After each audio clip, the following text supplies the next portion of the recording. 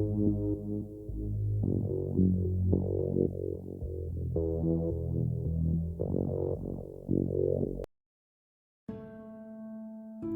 and welcome back to my small part of the universe. Or at least that is what I would like to say, as I am not entirely sure where I am right now. After my crew entered the Eye of Europa, things went rather odd. In a flash of light, I found myself under the care of a local scientific outpost on a moon of a gas giant I have never seen before with a breathable atmosphere.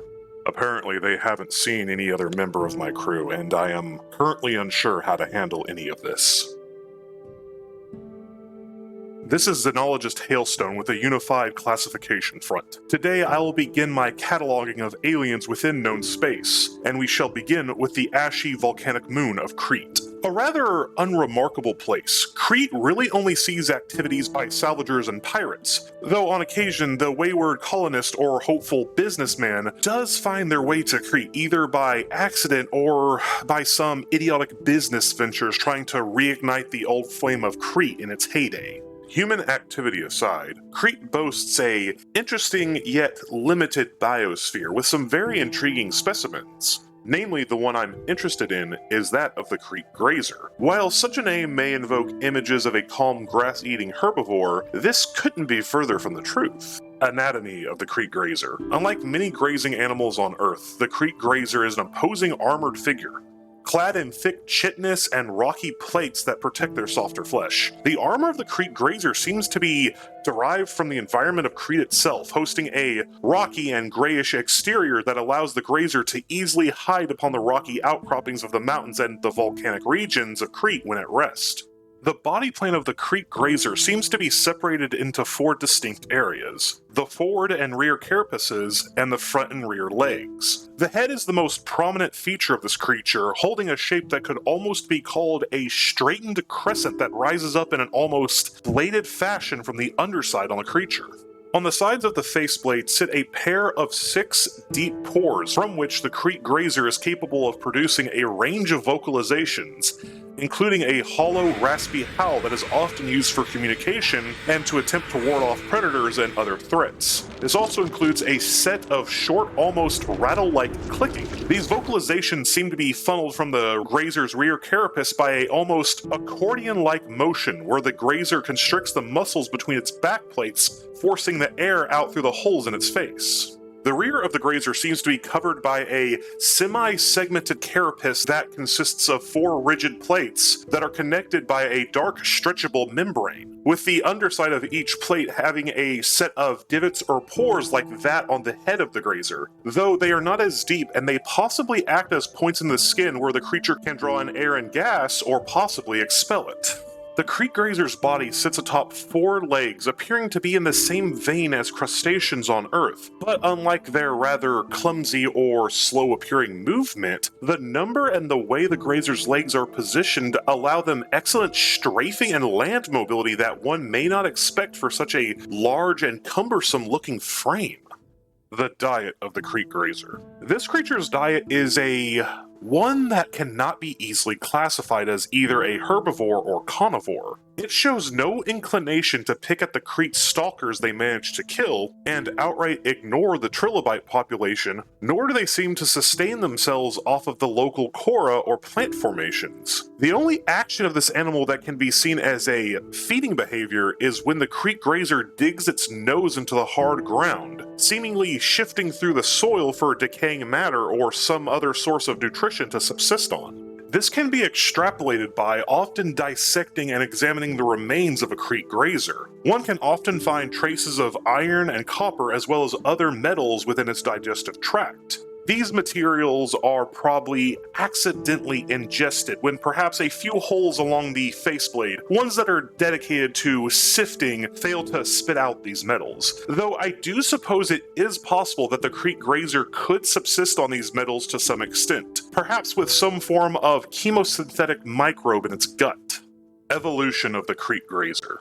While it may be hard to believe, the Kreet Grazer may not have always been a terrestrial land dweller like in its concurrent environment. as there are scores of evidence of this moon being covered in a near global ocean, hosting a much more robust biosphere than one would be witness to today. Which, and at some point in its history, the oceans began to boil off due to an unknown event. Possibly the poles of the moon undergoing a dramatic shift, or its magnetosphere weakening for a period, leaving the once blue world of Kreet nothing more than a volcanic desert filled with ash storms. I could imagine that at one point in time the Kreet Grazer once roamed the ocean floors, sifting through tons of sand, feasting on the minute particles within. Though what depths the Kreet Grazers roamed at is questionable, either navigating shallow land bridges connecting various islands or surviving in the dark depths somewhere it wouldn't have the need for eyes, which may be the more likely of the two, considering it seems the Kreet Grazer seems to rely on sound in some fashion to navigate its environment.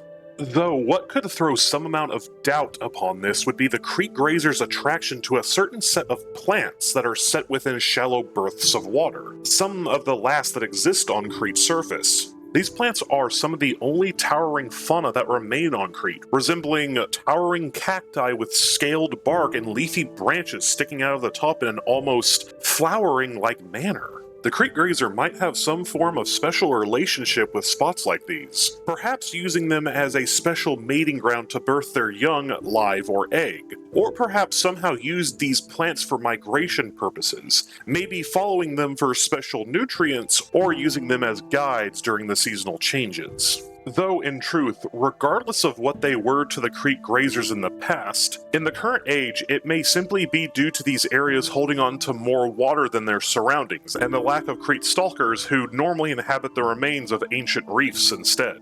Behavior of the Kreet Grazer. The Kreet Grazer is a rather calm creature, only giving into anxiety once a predator attacks, or something too curious wanders close. Now, while the Kreet Grazer isn't aggressive, that doesn't mean it isn't defenseless. A Kreet Grazer won't hesitate to use parts of its armored hide to ram a perceived threat, easily knocking the wind out of a typical spacefarer. Though this tactic isn't as useful against the Kreet Stalker, that normally preys upon them, possibly due to the Kreet Stalker being lower to the ground compared to that of the Kreet Grazer. Though capable of defending themselves, the Kreet Grazer will also often flee in every direction at the sign of an attack. Kreet Grazers are often seen in packs containing a number of members as low as 3 and as high as 10 in some cases. This is often comprised of several larger members of the species accompanied by a few smaller ones, which could indicate adults of the species raising and guarding young offspring, or indicating some form of dimorphism between the two.